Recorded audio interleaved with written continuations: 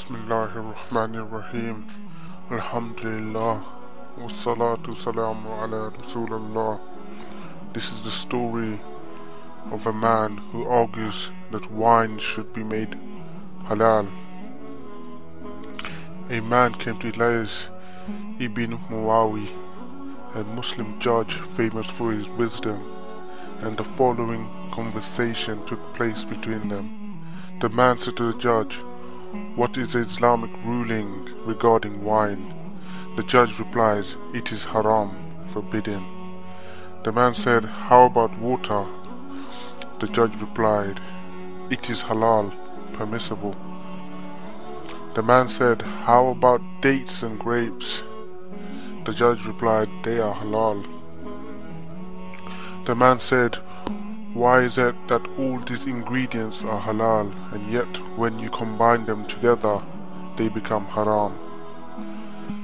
The judge looked at the man and said, "If I hit you with this handful of dirt, do you think it would hurt you?"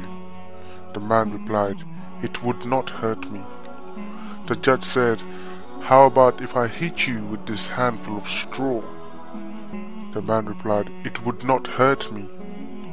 The judge said, "How about a handful of water?" The man replied, "Of course, surely it would not hurt me."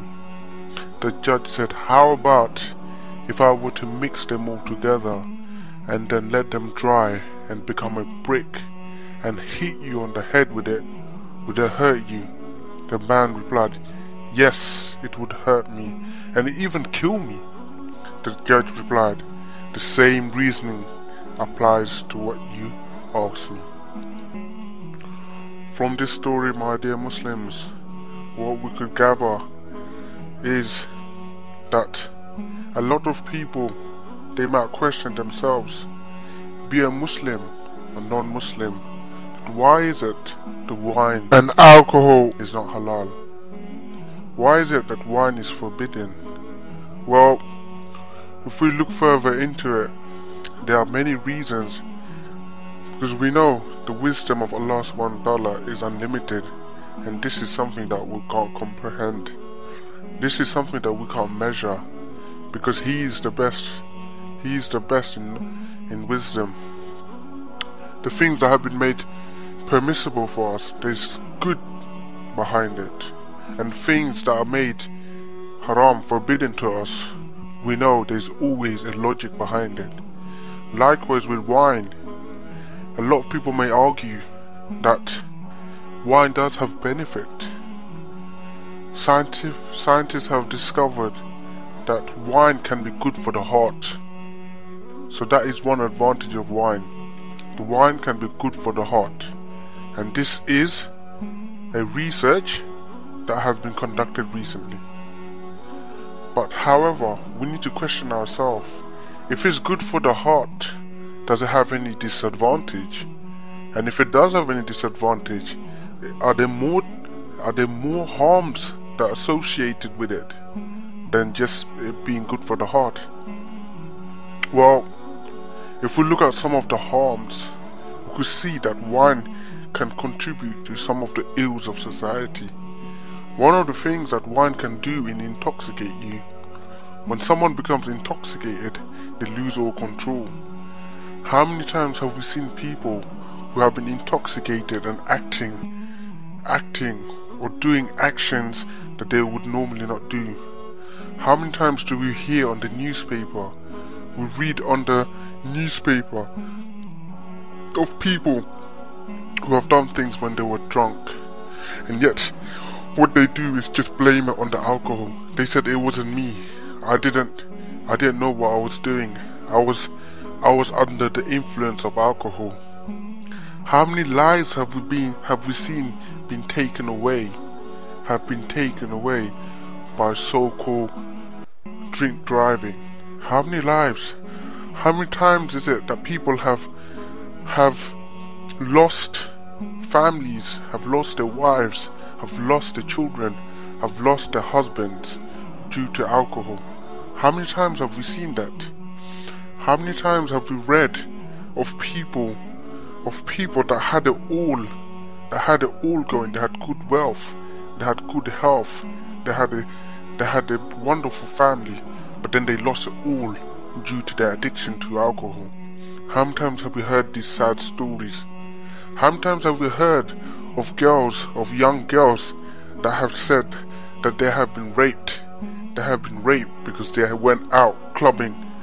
They went out clubbing to a place where they consumed so much alcohol that they did not even reconcile or recognize, or didn't see what the danger was. So later on, when they woke up, they realized that they had been abused. How many times have we seen that? How many times do we see in the Western culture, we see in the Western society that it is normal for people to go out and be completely drunk out of their head. Then the next day they wake up and they do not remember at all. The next day they go to work and they're like modern professionals. Yet in the weekends they were like junkies, the same filth of society that were drunk, acting like animals. Even animals sometimes act better than those drunkies. But these drunkies, they justify by saying I was drunk. It was out of character of me because I was drunk. And they say, they try to justify it by saying they were drunk. If we look at the root purpose of alcohol, it's an intoxication. It's there to intoxicate your brain. When alcohol hits the bloodstream, it goes straight to your brain. And it changes your behavior. It influences your behavior. So why would you take something that influences your behavior, that changes your behavior, that makes you do things that you would normally not do, that makes you aggressive? Why would you take it? Now we can slowly see why it is forbidden. So we can see that the harm vastly outweighs the benefit. Even though it might have the benefit of being good for the heart, there are so many associated disadvantages or harms, if you like, that are associated with alcohol. I would advise all Muslims and non-Muslims to stay away from alcohol. Do you want to be the ones that are on the newspaper that have lost it all? Do you want to be the ones that are in jail for doing things under the influence of alcohol that you would not normally do? Do you? Do you want to be the ones that hurt your organs? I mean, alcohol has so much damage to the organ. It damages your liver, it damages your stomach, your throat, even damages your lips. So why would you want to take poison? It is like taking poison. Why do you want to take poison and damage your wonderful body that you have, something that you have been blessed with? This is one of the ills of society, of the Western society.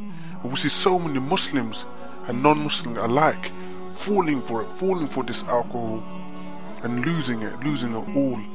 We have to remember, when we're under the influence of alcohol, our prayer will not be accepted for 40 days. Can you imagine if death comes within that 40 days?